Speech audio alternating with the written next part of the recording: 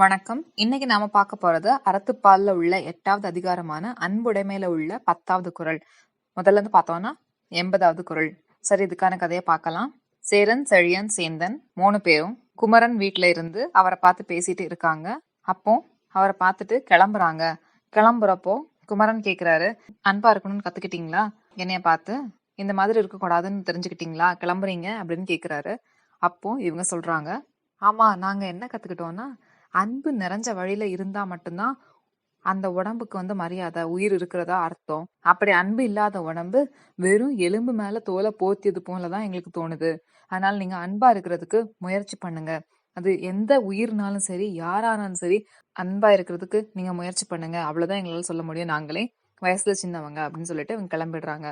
இத கேட்ட குமரன், நாம கொஞ்சமாவது எல்லார் மேலயும் கருணையா, அன்பா, இரக்கமா இருக்கணும் அப்படின்னு சொல்லிட்டு யோசிக்க ஆரம்பிக்கிறான். இதுக்கான திருக்குறள் என்னன்னா, அன்பின் வழிய துயிர்நிலை அஃதிலார்க்கு என்புதோல் போர்த்த உடம்பு.